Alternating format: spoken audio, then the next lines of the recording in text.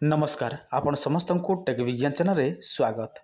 बंधुगण एही वीडियो रे मु आपण मानकु गोटे विशेष चमत्कारी तंत्र प्रयोग विधि कहबी जो तंत्रटी प्रयोग करिले 7 जन्मर गरीबता नष्ट हो जिवो।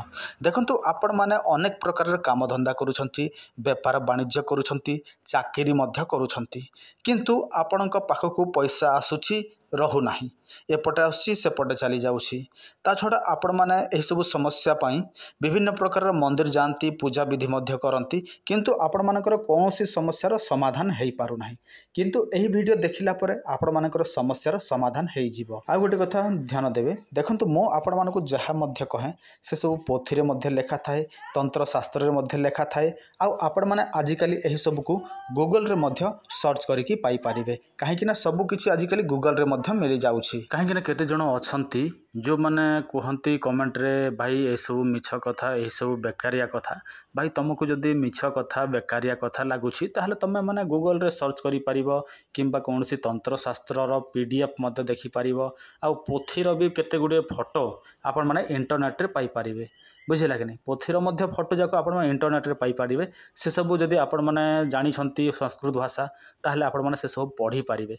किंतु जो माने मिछ भावंती, जो माने मिछ बोली कमेंट लेखंती, से माने तो महामूर्ख थांती, काहे कि ना से माने संस्कृत भाषा कुआडे जानिबे, से माने ओडिया भाषा तो भल भाव पढ़ी जानती नहीं, सेणु से मानको ए सब मिछ लागि थाए। आ से माने कमेंट रे सेमिति लेखंती। आ संस्कृत भाषा तो सेटा बहुत मुश्किल भाषा। वर्तमान मु आपण मानको तंत्र विधि कहूछि, ध्यान देकी सुनंतु। आपण माने पेचा को तो देखी छंती, जानि छंती, चिन्हि छंती। आपण माने कोन करिवे, पेचा पक्षीर ताहार पंख जोगाड़ करिवे। देखंतु जो लांज आपण जो पछपट रहे सेटा को लांज कहुचे, से लांजर पर को आपण माने जोगाड़ करि नेबे। आ केतोटी संख्या रे जोगाड़ करिवे, देखंतु एथरे कोनोसी संख्या फंख्या किसी दरकार नै, जेतेटे पारुछंती सेतेटे आपण माने जोगाड़ करंतु। तापर कोन करिवे, गोटे शुभ मुहूर्त देखिबे, आ शाल गछर काठ जोगाड़ करिवे, एवं सही शाल गछर काठ को आपण माने नियारे जालिबे, हैला नियारे जालिबे। तापर सही नियारे आपण माने सही पेचार पर को आपण माने जालिकी भस्म करि देबे, हैला भस्म करदेवे। तापर सही भस्मटी को आपण माने गोटे भल जगार रखिबे, जो जमिति कि आपण माने व्यवहार करि परिबे, सेटा को भल भाबे रखिबे।